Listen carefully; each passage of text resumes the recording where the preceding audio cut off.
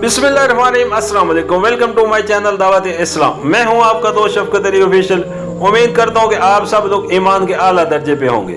सूरत बकरा की आयत नंबर 259 का तर्जमा, या फिर मिसाल के तौर पर उस शख्स को देखो जिसका गुजर एक ऐसी बस्ती पर हुआ जो अपनी छतों पर ऊंधी गिरी पड़ी थी। उसने कहा, ये आबादी जो हलाक हो चुकी है, इसे अल्लाह किस तरह दोबारा जिंदगी बख्शेगा। उस पर अल्लाह ने उसकी रूह कब्ज कर ली और वो 100 बरस तक मुर्दा पड़ा रहा। फिर अल्लाह ने उसे दोबारा जिंदगी बख्शी और उससे पूछा, बताओ कितनी मुद्दत पड़े रहे हो। उसने कहा, 1 दिन या चंद घंटे रहा हूँ। फरमाया, तुम पर 100 बरस इसी हालत में गुजर चुके हैं। अब जरा अपने खाने और पानी को देखो कि उसमें जरा तौहीर नहीं आया।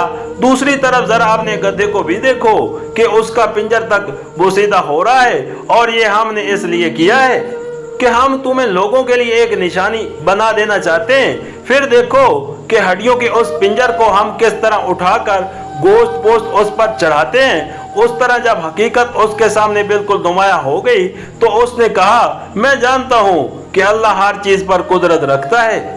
सूरत बकरा हाशिया नंबर 293।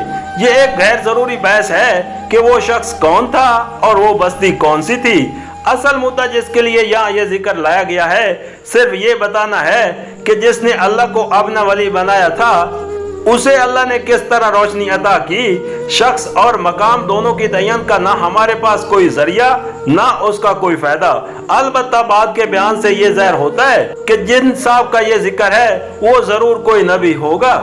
सूरत बकरा हाशिया नंबर 294।